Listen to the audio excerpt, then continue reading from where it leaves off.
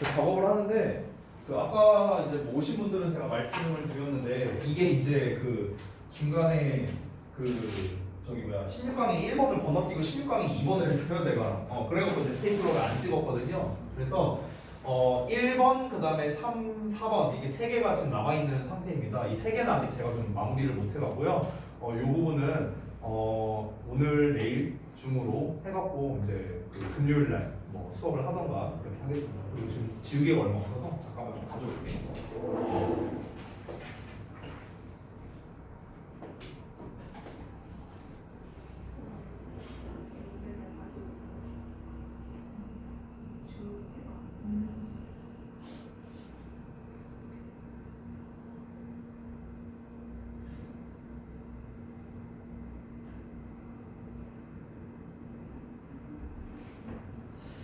자, 저희 이거 16 다음에 그 시험 범위 혹시 아세요? 아니요 몰라요. 나왔어요? 네, 쌤 말로는 무슨 미니 테스트인가 그쪽 부분 할 거라고 그 중간에 어디 건너뛰고 그쪽에 할 거라고. 미니 테스트요? 스팀라이트? 네. 스팀라이트에 있는 미니 아니, 테스트요? 네. 지금 안하겠네 진짜. 그러지 않을까라고 했어요. 그러지 않았으면 좋겠다. 별로예요. 아니 별로가 아니라 그러니까 이 스팀라이트를 쓰는 이제 다른 학교들도 있으니까 뭐 예를 들어 가자고일도 그렇고 이번에는 대화고도 쓰더라고요. 원래 대화고는 스팀라이트 안 썼는데 근데 이제 대화고에서 20몇 강인가를 하는 것 같아요. 아니 좀 그럼 겹치면은 좀 그냥 하면 되는데 또 막 네, 뭐 알겠습니다. 아니 근데 올해 모의고사 나온다면서요? 11월 거. 그 얘기도 하셨었고 음. 다음 시간에 이제 시험 범위 미리 할 텐데 뭐 16강 들어가고 더 들어가면 미니 테스트 쪽 들어갈 거다 이렇게. 아 그렇군요. 보통 이제 모의고사가 들어가면은 18지문 넣는 게 약간 국룰이거든요. 네? 18개 보통은. 그러니까 20에서 24, 29에서 41번 하면은 딱 18개예요. 지문 개수가. 근데 이제 보통 거기 그만큼을 내는 게 약간 모의고사 출제 국룰이야. 보통 이제 그 지문들이 변형하기가 좋거든요. 방금 말한 거가.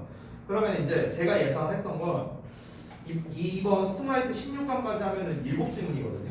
그러니까 이거 7지문에다가 니네가 통상적으로 한 20지문 정도 나왔잖아. 그러니까 이거 7지문에 모의고사 그럼 18개 다 하진 않고 한 13개 정도에서 20지문 내려나 하고 생각하고 있었지 나는. 나는 이제 그렇게 예상을 하고 있었는데 이것도 뭐 미니 테스트 망할. 실하진 않아요. 네, 일단은 뭐 그거는 뭐 나와봐야 아니까, 예, 그거는 뭐 일단 좀 보류를 하고 어차피 이번 주에 이제 요거 수업하면은 이번 주는 뭐 이렇게 갈 거 같고 다음 주 어차피 이번 주말쯤 되면은 뭔가 알지 않을까? 모르면 뭐 어쩔 수 없지 뭐. 네, 일단은 하도록 하겠습니다. 자,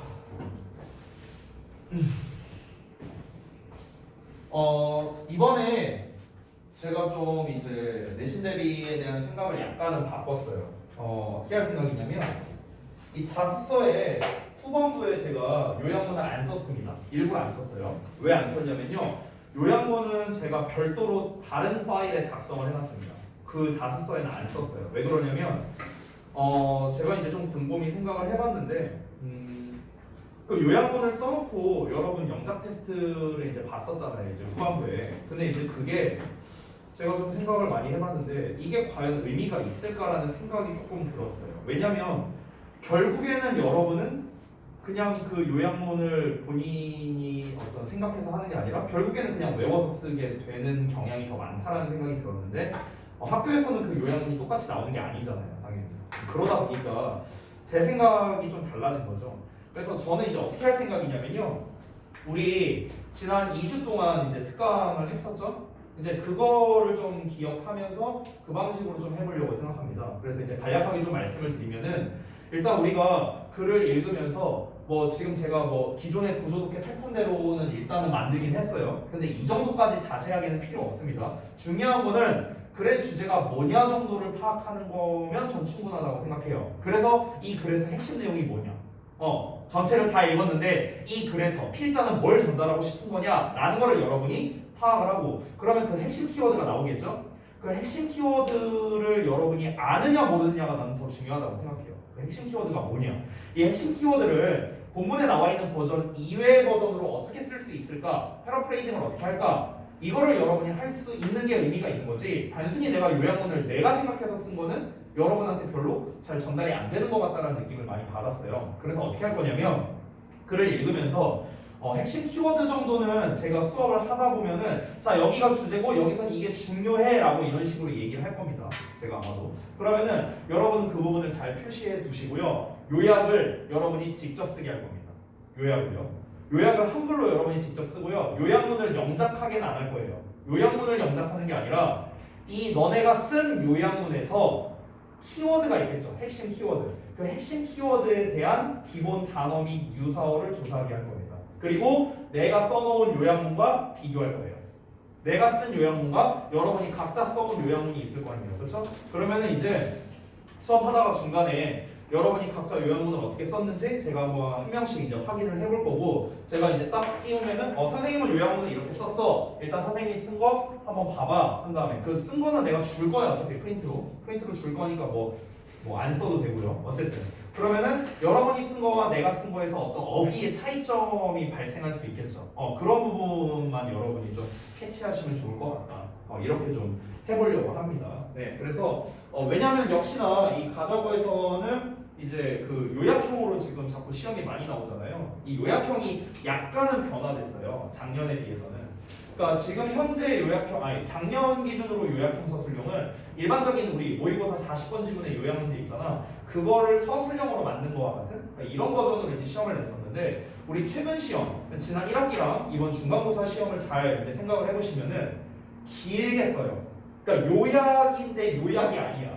요약이 아니에요. 이거는요. 그냥 다른 버전으로 사실상 쓴 거나 마찬가지입니다. 우리 이번에 논란이 됐었던 서술형 3번 어땠습니까? 마찬가지였죠? 길게 썼잖아, 되게. 엄청 길게 쓰고 그리고 거기다 빈칸 4군데 들어가고 쓰게끔 했었죠. 그렇죠?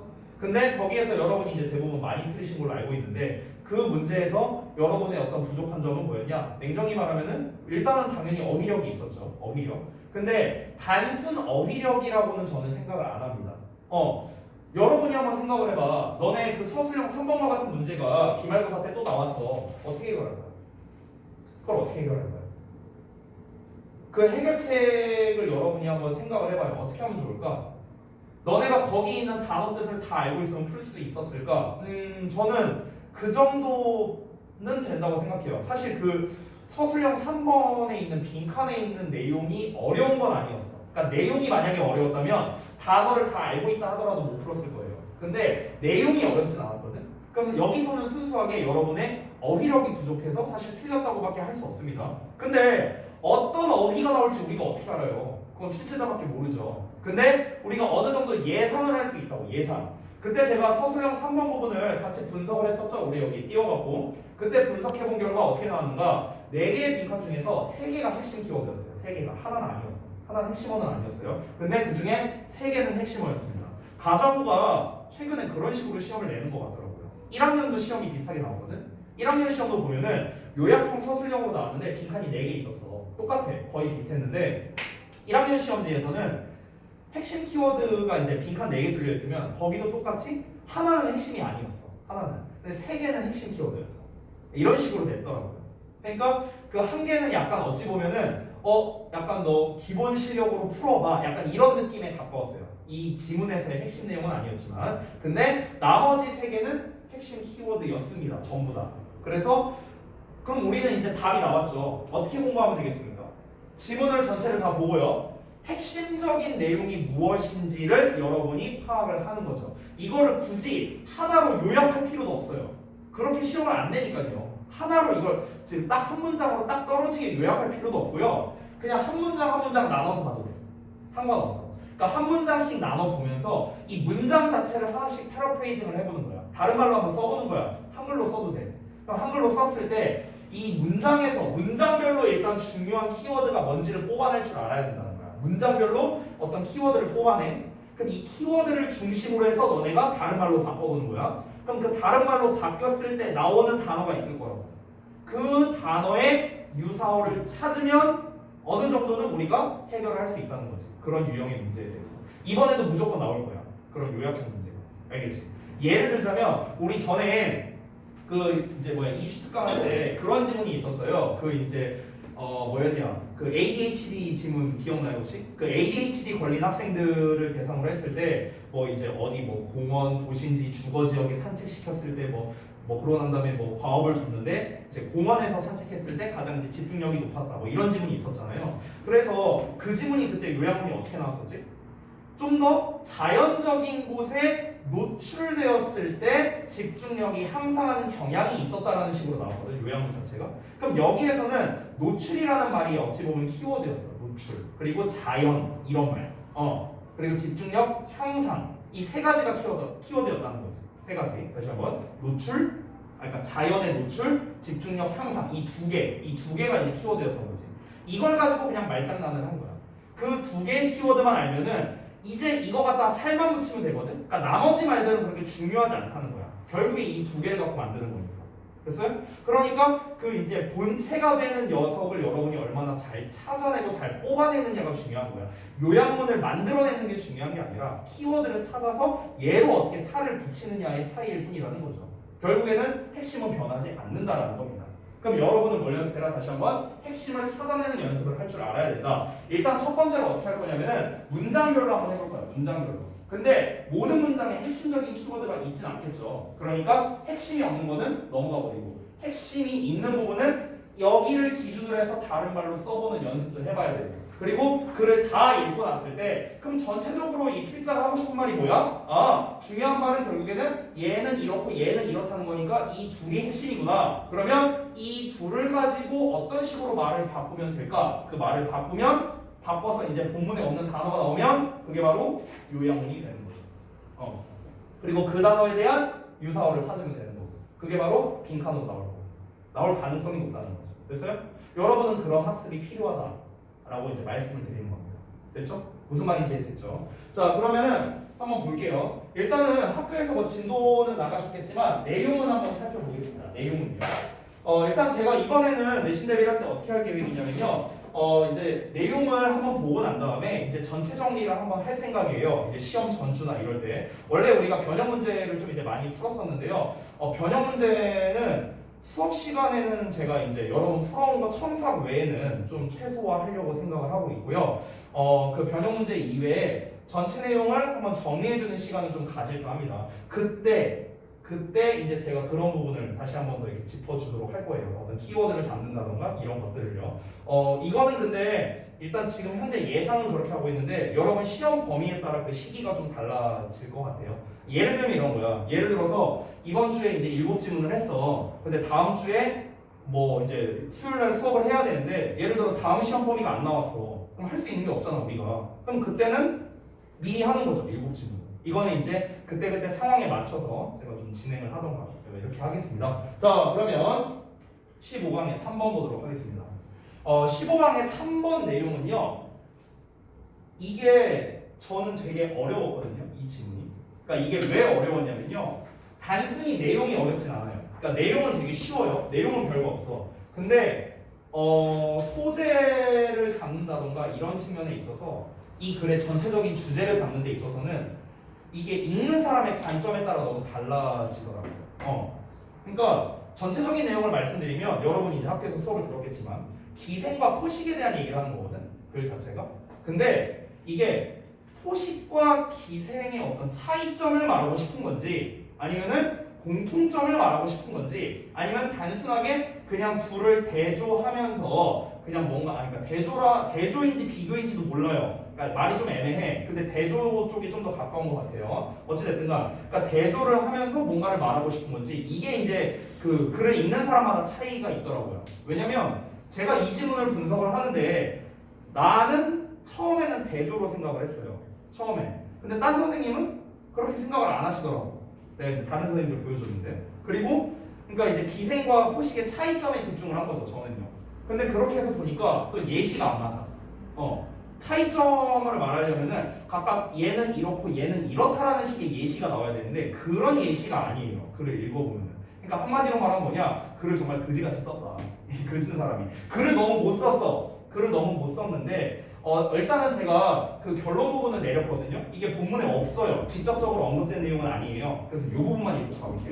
그러니까 제가 내린 결론은 이겁니다. 뭐냐면 일단 포식과 기생의 차이점을 한번 보자면 포식은 먹잇감을 바로 죽여요. 잡아 먹으니까 바로 죽여. 그러면 바로 죽이니까 얘는 개체수에 영향을 미치는 거야. 개체수에. 그런데 기생은 그렇지 않다는 거야. 기생은 직접적으로 뭔가 이렇게 개체수에 영향을 주지 않는다 쪽으로 저는 봤어요. 오케이? 그러니까 개체수에 영향을 주냐 안 주냐로 저는 기준을 잡아서 차이점을 본 겁니다. 그러니까 기생한다는 건 뭐야? 결국 먹잇감, 즉 숙주가 되는 거죠. 그러니까 숙주를 한 방에 죽이는 게 아니잖아. 기생은 서서히 갉아먹는 거죠. 그러다가 이 숙주가 죽어. 그러면은 얘도 같이 죽는 거예요. 이 기생하는 거예요. 예를 들어서 우리 몸에 해충이 있어요. 그럼 해충이 나 이제 기생이죠, 기생. 우리 몸에 기생을 하는 거죠. 그런데 내가 만약 죽어. 그럼 어떻게 되는 거야? 얘도 죽는 거지 뭐. 됐습니까? 그러니까 이제 그런 측면에서 이제 개체수에 영향을 주냐 안 주냐에 따라서 이제 저는 일단 차이점을 잡았거든요. 일단은 글을 한번 같이 읽어보고 만약에 저랑 좀 생각이 다르다면은 여러분이 좀 기탄 없이 말씀해 주시면은 감사하겠습니다. 자, 내용 한번 볼게요. 자, 도입부를 보시면 Lions, snakes, and eagles are examples of predators. 자, 사자, 뱀, 독수리 있는 포식자의 예시인데요. 포식자란 무엇이냐? 본격으로 설명합니다. Organisms that hunt and eat other organisms. 다른 생명체들을 사냥해서 잡아먹는 그런 생명체. 이게 바로 포식자에 대한 정의죠. 자, those that 그러한 것들. 원래 보통 우리가 those하고 관계대명사 쓰면 뭐하는 사람들로 해석을 많이 하는데 사람들은 아니겠죠. 포식자 말하는 겁니다. those는요. 자, 어떤 것들이냐면 that have the best techniques for obtaining food. 자, 먹이를 얻기 위한 최고의 기술을 가지고 있는 것들, 즉 그런 포식자들은요, are the ones, 어떤 것들이다. 어떤 것들이냐? most likely to grow and reproduce. 자, 여기서 이 most 이하가 앞에 있는 the ones를 꾸며주는 형용사 구가 나왔는데요. 우리가 보통 이 be likely to라는 표현을 많이 쓰잖아. 그렇죠? 뭐뭐 할 가능성이 있다. 여기서 be를 빼버려.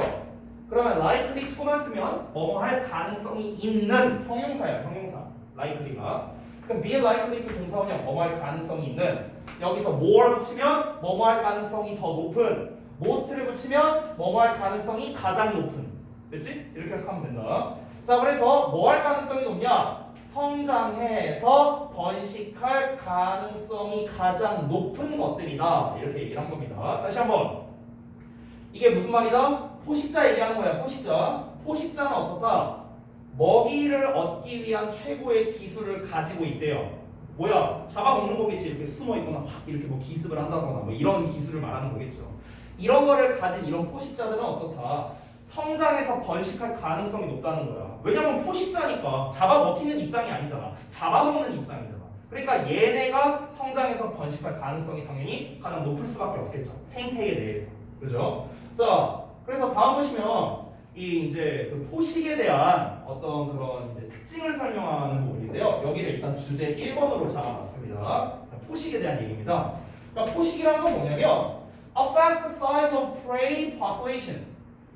그 먹잇감 개체수의 크기라고 했죠. 그러니까 쉽게 말하면 그냥 먹잇감의 개체수라고 생각하시면 됩니다. 먹잇감의 개체수에 영향을 주고요. 그리고 the diversity of species within a community. 그 한 군집 내에서 종의 다양성에도 영향을 미친대요. 자, 이게 무슨 말이냐? 쉽게 설명하면 어떤 포식자가 있어. 사자가 있어.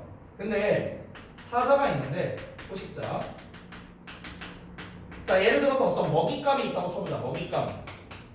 자, 근데 먹잇감이 예를 들어 얼룩말이라고 쳐볼게, 쌤이. 예를 들어서.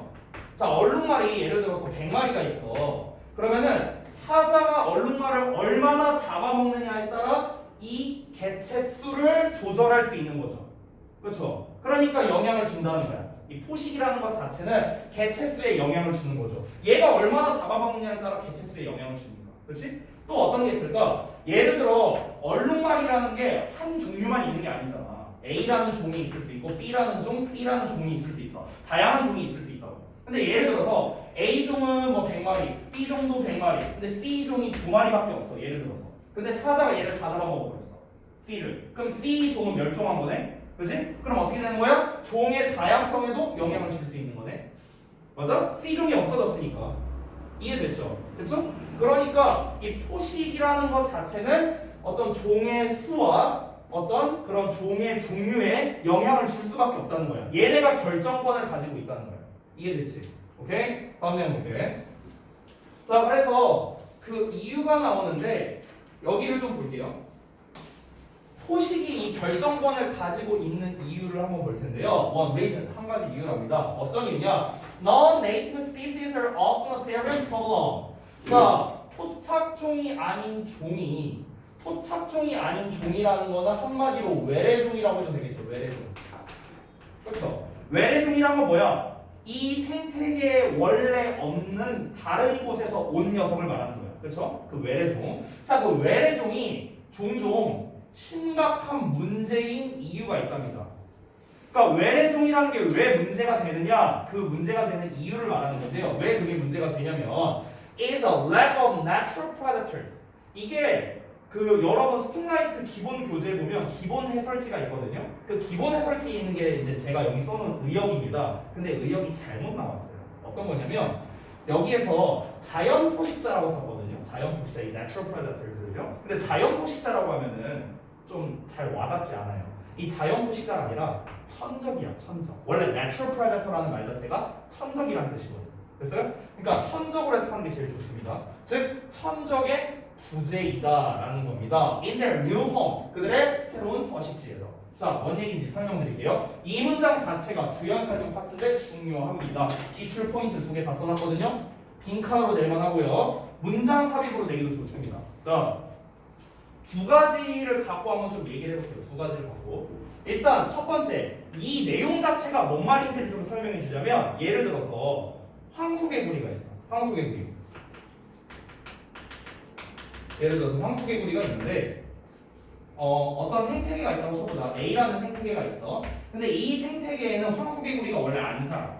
원래 안 살아. 근데 황소개구리가 이 생태계로 들어갔어. 그러면은 이 생태계에 사는 생명체들 입장에서 황소개구리는 뭐야? Non-native species죠.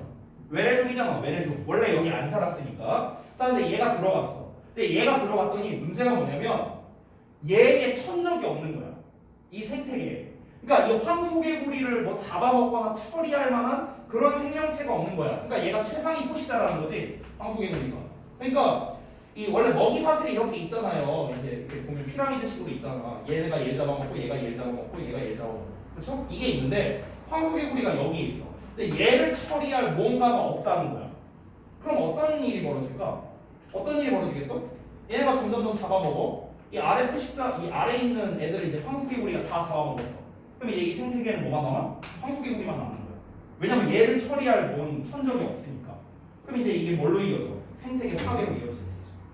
그래서 지금 이 얘기하는 거예요. 지금 이 글에서는요. 그러니까 외래종이 문제인 이유가 뭡니까? 본문에서 직접적으로 언급은 안 했지만 생태계를 파괴해버릴 수 있다. 이게 문제라는 거죠. 됐어? 그럼 생태계 파괴라는 걸 여러분이 알고 있어야겠네. 본문에 안 나와요. 생태계 파괴라는 거. 그거 에코시스템이죠. 이게 생태계잖아.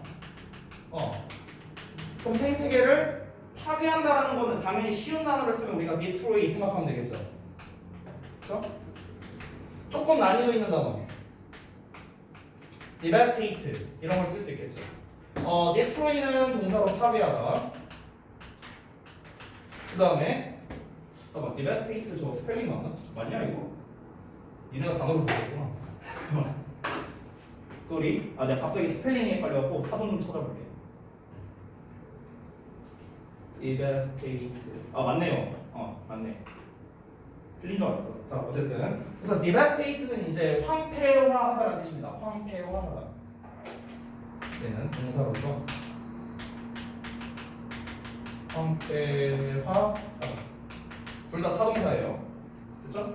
자, 그래서 생태계를 파괴해 버린다는 게 사실 근본적인 문제죠. 본문에서는 직접적으로 언급하지는 않았습니다. 자, 그러면 일단 내용에 대한 설명은 다 했고요. 그럼 이제 우리가 알아야 될 거, 이 문장과 앞에 나왔던 얘랑 뭔 상관이냐는 거야. 이 두 문장 간의 연결성을 볼게요. 왜냐하면 문장 삽입이 나올 수 있다 했지 않아요. 그렇지? 실제로 타 학교 기출에서 나왔었어요. 얘가 문장 삽입으로. 그래서 제가 써놓은 겁니다. 자, 앞 문장은 뭐였습니까? 앞 내용은 포식이라는 행위 자체가 개체수와 종의 다양성에 영향을 준다 했어. 아까 다시 한번 써보자면 A 생태계에 각종 동물들이 있어. 각종의 여러 이제 종의 여러 개체수의 동물들이 있었어. 그런데 황소개구리라는 녀석이 외래종이 들어갔어. 들어갔더니 어떤 일이 벌어졌어? 여기에 종과 개체수에 영향을 준 거잖아. 영향을 준 거잖아. 얘가 다 잡아먹어서 결국에 황소개구리밖에 안 남아서 생태계가 파괴된 거 아니야. 그러면 어떻게 됐어? 이 종의 개체수 그리고 그 종의 다양성에 영향을 준 거죠. 근데 황소개구리는 어떤 입장? 포식의 입장이잖아. 포식의 입장. 즉 포식이 영향을 준다라는 거죠. 그래서 그에 대한 예시로서 나온 거라고 생각하면 됩니다. 이해됐죠? 그 다음에 예시가 나오는데 사실 이 부분이 제가 좀 개인적으로 마음에 안 들어요. 이 예시가 잘 안 이어지거든. 근데 논리적으로 잘 이어지진 않지만 일단은 볼게요. 여기를 지우고 보시면 예시가 나오는데요. 펄퍼 스트라이프라는 이제 녀석이 있는데 이게 털 붙여 손이래요. 뭔지 저도 몰라요. 어쨌든 이런 녀석이 있는데 얘가 as such a species 바로 그러한 종이래. 그러니까 여기서 그러한 종이란 건 뭐야? 내가 말했던 이 황소 개구리와 같은 종이라는 거야. 알겠지? 그런 종인데 whereas 반면에 in its native habitats 네이티브 해비터츠야 토착 서식지야. 즉 황소개구리가 A라는 생태계에 들어가면은 요 생태계의 입장에서는 외래종이지. 그렇지? 근데 얘도 원래 살던 서식지가 있을 거 아니야. 그 원래 살던 서식지가 뭐 예를 들어 B 서식지라고 쳐볼게. B 서식지. 그럼 얘가 B 서식지 안에 이 생태계 안에 있을 때는 얘가 뭐가 있냐면요. Its populations are kept in check. 여기서 우리가 keep in check라는 표현이 이제 써놨는데 이게 억제하다는 뜻이거든. 그러면은 개체수가 억제된다는 거야. 황소개구리가. 그러니까 타 이제 생태계로 갔을 때는 개체수 억제가 안 됐죠. 얘가 다 잡아먹었잖아. 얘 천적이 없으니까. 그런데 진의 원래 생태계에 있으면 개체수가 억제가 된다는 거야. 뭐에 의해서? Leaf eating beetle and root eating weevil 이런 녀석에 의해서. 그러니까 한마디로 말하면 얘네가 뭐야? 이 저기가 털 붙여손의 천적이라는 거야. 천적. 즉 한마디로 말하면 뭐다? 원래 생태계에는 천적이 있다. 이걸 말하는 거야. 됐어? 원래 생태계에는. 그러니까 하고 싶은 말이 뭐냐? 정리해보자면 여기까지가 포식에 대한 얘기거든. 그 다음부터 기생 얘기야. 그러니까 포식에서 하고 싶은 말은 뭐냐면 포식은 개체수의 조정의 역할을 할 수 있다는 거야. 개체수를 자기가 주도적으로 조절할 수 있다고. 됐어? 다시 한번. 포식의 특징이 뭐다? 그 포식자가 주도적으로 개체수를 조절할 수 있다는 거야. 됐어? 이게 바로 이제 포식의 어떤 가장 큰 특징이 된다라는 거겠죠. 그래서 포식에 이제 개체수에 영향을 준다는 예시도 나왔고요. 얘도 그렇게 영향을 준다라는 거야. 영향을 주긴 주는데 얘가 외래종이 아닌 경우에는 지도 억제가 된다는 거지. 됐어? 이 얘기를 한 겁니다. 여기까지 이해돼? 오케이? 주현이 오케이? 오케이. 자, 다음 거 볼게요. 자, 이번엔 파라사이티즘을 볼 건데 이게 기생이거든요. 기생. 자, 이제 기생을 보자면 It is a variety of predation. 기생은 포식의 변종이래요. 그러니까 기생과 포식이 아예 다르다라는 느낌보다는요. 그러니까 이 포식이라는 거 안에 포식이라는 이 개념 안에 기생이 있는 그러니까 이런 느낌으로 보는 것 같아요. 지금 이 글쓴이는요. 자, 그러니까 변종인데요. 파라사이트는 기생생물은요. feeds on prey. feed는 먹고 살다라는 뜻이야. 그러니까 먹잇감을 먹고 살아. 하지만 often weaks. 자주 약하게 한답니다. rather than 뭐뭐라기보다는 kills its host. host가 숙주야, 숙주. 주인이죠, 원래. 그러니까 그 기생생물의 주인, 즉 숙주를 죽이기보다는 악화시킨다는 거야. 쇠약하게 만든다고요. 됐어요? 이게 바로 차이점이 되겠습니다. 자, 다시 한번 정리하자면 뭐야? 포식은 개체수에 영향을 줘요. 한 방에 없애버리니까. 오케이? 자, 근데 이 생태계에 대한 원리를 좀 알려줄게요. 이거는 이제 본문엔 직접적으로는 없어요. 그런데 여러분이 알고 있으면 좋겠습니다. 잘 봐요. 어떤 포식자가 있어. 근데 얘가 다른 생태계로 가. 그래서 다른 생태계로 가서 어떻게 되는 거야? 이제 얘가 그러니까 천적이 없는 곳이지. 천적이 없는 곳. 그럼 이제 어떻게 되는 거야? 생태계가 파괴가 되는 거야. 생태계 파괴가 된다는 건 뭘 의미하는 거야? 그 포식자만 남게 되는 거지. 그 포식자만 남게 돼. 결국에 다 잡아먹고 아래 있는 것들은 번식을 못하니까. 오케이? 그러니까 이제 생태계가 없어져. 그럼 이제 결국에 어떻게 돼? 결국에는 포식자도 멸종하게 되지 않을까요? 그렇지 않아? 얘도 뭐 먹고 살아야 되는데 먹을 게 없으니까 이렇게 되는 거야. 그런데 기생은 어떠냐면요. 기생 같은 경우는 얘는 그냥 숙주한테 가는 거야. 숙주한테. 그러니까 어떤 생태계를 파괴할 만큼의 그런 영향력까지는 아니라는 거지. 얘는. 물론 직접적으로 언급은 없어요. 근데 일반적인 어떤 상식적인 측면에서 내가 지금 얘기를 하는 거야. 기생생물은요. 일단 숙주한테 가서 숙주를 서서히 죽여. 그럼 서서히 죽이면은 이제 숙주가 언젠가 죽겠죠? 그러면 숙주가 왜 이렇게 깎이더라? 숙주가 죽으면 기생 생물도 죽어. 이렇게 되는 거거든? 이렇게 되는 거야. 그러면은 기생 생물은 기껏 해봤자 한 마리 죽이는 거잖아. 그렇잖아. 이 정도가 개체수에 영향을 준다라고 보기 좀 힘들겠죠. 그죠? 포식은 막 몇 마리, 몇십 마리씩 잡아먹을 수 있잖아. 근데 기생은 그게 아니라는 거지. 됐냐? 그래서 내가 아까 그런 결론을 내렸던 거야. 쌤은요. 알겠죠? 자, 한번 봐봐요. 다음 내용 보면 이제 부연 설명 나오는데 역시나 여기도 예시가 마음에 들진 않아요. 이제 예시를 한번 보자.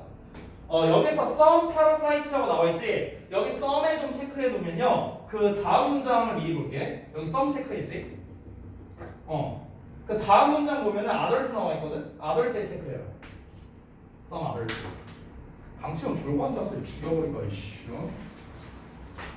체크하라고 빨리. 뭘 체크하라는지도 모르겠지. 둘 다 체크했냐? some과 others. 자, 그럼 보면은 이건 우리 뭐 부정대명사 할 때 기본적인 거잖아. 몇몇은 어떠하고 다른 몇몇은 뭐뭐하고 그냥 두 갈래로 나눠서 설명을 한 거야 여기에서. 그러니까 몇몇 기생생물인데 뭐 이제 뭐 미래 녹병균이래요. 중요하지 않고요. 어쨌든 몇몇 기생생물은 have a specific host requirements를 가지고 있답니다. 즉 아주 특정한 숙주 필요 조건을 가지고 있대요. 그러니까 무슨 말이냐면은 예를 들어서 역시나 A라는 기생생물이 있다고 쳐보자. 그럼 이 기생생물은요, 얘가 숙주를 선택해야 될 거 아니야. 저놈을 숙주로 삼자. 뭐 이게 숙주를 선택해야 될 거 아니야. 근데 그 선택에 있어서 되게 나름대로 까다로운 조건이 있다라는 거죠. 저 숙주는 뭐 예를 들어 뭐 털이 너무 많아. 쟤는 뭐 얼마 오래 못 사니까 나도 같이 죽을 거야. 뭐 이런 조건이 있을 거 아니야. 그러니까 얘가 이 기생생물 주제에 그 숙주의 조건을 엄청나게 따진다라는 걸 얘기하는 거예요. 여기서는. 알겠죠? 근데 이런 애들도 있는데 반면에 또 어떤 애들도 있냐면 이런 이제 메스테토 같은 그러니까 겨우살이 같은 이런 다른 기생생물은요 parasitize a variety of species 그러니까 다양한 종의 이제 기생을 한다라고 나왔죠. 그러니까 위에 있는 애는 기생할 수 있는 애가 제한적이라는 거죠. 위에 말했던 썸은요. 근데 여기서는 다양하게 이제 다양한 종을 이제 기생한다고 했으니까 이런 차이점에 대해서 얘기했는데 사실 이 부분이 뭐 엄청 중요한지는 개인적으로는 잘은 모르겠습니다. 자, 소재는 원래 스툼라이트 그 기본 해설지에는 소재가 뭐라고 나와 있냐면 포식과 기생의 차이점이라고 나왔어요. 차이점. 근데 저는 차이점이란 말을 뺐습니다. 일단은. 왜냐면 정리를 하자면 포식과 기생의 차이점을 말하기 위해선 어떤 걸 기준으로 들고 포식은 이런데 반면에 기생은 이러하다 이런 식의 얘기가 나와야 되거든. 근데 그런 식이 아니야 지금 글 구성 자체가. 그렇기 때문에 명확하게 차이점이라고 말하기가 어렵고요. 만약에 이제 그 해설지를 어쨌든 EBS에서 한 거니까 그 이제 정말 차이점을 말하고 싶어서 이 글을 쓴 거라면은 제가 봤을 때의 차이점은 아까 처음에 썼던 바로 그 부분이 되는 겁니다. 아까 말했던 개체수에 영향을 주느냐 안 주느냐가 제가 봤을 때 좀 기준이지 않을까. 아니면은 기생이라는 것은 포식의 변형 버전이라고 아까 얘기를 했잖아요. 변형 버전이니까 포식은 바로 죽이는데 기생은 서서히 죽인다. 뭐 이거를 기준으로 잡을 수도 있겠죠. 됐어요? 어떤 먹잇감이라는 데 있죠. 먹잇감. 그러니까 포식자 입장에서는 먹잇감은 말 그대로 어떤 동물을 말하는 거겠고, 그 이제 기생생물 입장에서는 그 내가 숙주로 삼는 게 어찌 보면 먹잇감이겠죠. 숙주로 삼는 게. 그렇죠? 그러니까 내 그 먹잇감을 이제 뭐 어떻게 한 방에 죽이느냐 아니면은 뭐 좀 서서히 죽이느냐 이런 걸 차이로 볼 수 있고 아까 말했던 이제 많은 녀석을 잡아먹느냐 아니면은 이제 몇 마리 정도만 잡아먹느냐 뭐 이 정도의 차이로 놓고 봐도 되겠다. 그 두 가지밖에 차이점을 들 만한 게 없는 것 같아요. 제 생각에는. 그렇죠? 그래서 여러분이 이 글을 읽으실 때는 기준을 잡아야 되는 게 이제 포식자는 개체수에 영향을 준다라는 아까 내용이 나왔었죠. 주제 1번에서. 그 부분 내용이 되게 중요하겠죠. 그렇죠? 아까 우리 주제 1번에서는 영향을 준다라고 나왔지만 쌤은 영향을 준다라고 아까 말을 안 했거든. 내가 아까 뭐라고 말했는지 기억해? 아까 내가 뭐라고 말했었지? 포식은 개체수와 종의 다양성에 대해서 뭘 가진다고 했었지 내가? 어떤 결정권을 가진다. 이런 식으로 내가 표현을 했었어. 그렇지? 이게 페로페이징이야. 이런 게 결정권을 가진다. 주도적으로 뭔가 어떤 이제 영향을 줄 수 있다. 주도적으로 뭔가 이제 결정을 할 수 있다. 뭐 이런 식으로 우리가 말을 바꿔서 할 수가 있겠죠. 중요한 거 뭐겠습니까? 개체수, 뭐 다양성, 뭐 이런 거 이런 말이 중요하겠죠. 포식 얘기에서는요. 이런 얘기는 제가 봤을 때는 별로 안 중요한 것 같아요. 뭐 천적이 없다. 이거는 어차피 부연 설명으로 나온 거니까 이 내용 자체는 제가 봤을 때는 전체적으로는 중요하지 않습니다. 생태계가 파괴된다는 것도요. 본문에 직접적으로 나와 있는 건 아닙니다. 이것도 본문에 직접적으로는 없는 내용이에요. 상식적인 선에서 말한 거고 본문에 나와 있는 건 이 정도까지입니다. 근데 아까 말했다시피 이 내용은 부연일 뿐입니다. 결국 중요한 내용은 뭐야? 아, 포식자는 이런 거에 영향을 주는구나. 이게 중요한 거야. 기생은 뭡니까? 기생은 어떻다? 서서히 죽인다라고 했어요. 서서히. 그러니까 쇠약하게 만든다라고 했잖아. 그러니까 여기서 죽이기보다는 이라고 말한 거는요. 즉시 죽이기보다는에 가까운 것 같아요. 언젠가는 죽이죠. 약하게 되다가 결국에는 숙주가 죽게 될 거 아니야. 그렇잖아. 그러니까 언젠가는 죽는데 곧바로는 아니라는 거죠. 곧바로. 그렇죠? 그러니까 즉시성이 없다라는 거죠. 얘는 즉시성이 아니고 역시나 개체수에 큰 영향을 주지 않는다는 걸 간접적으로 알 수 있는 거죠. 직접적으로 언급되지 않았습니다. 간접적으로 알 수 있다는 거. 이 두 가지를 키워드 잡아서 여러분이 한번 나중에 요약을 한번 해보시면 좋을 것 같습니다. 그렇죠? 자, 그 다음 질문으로 좀 쉬었다가 당신은 돌아서 안 되겠어. 저 담이 확 깼어요. 뭐 했다고? 담이 확 깼어요. 담이 확 깼다고?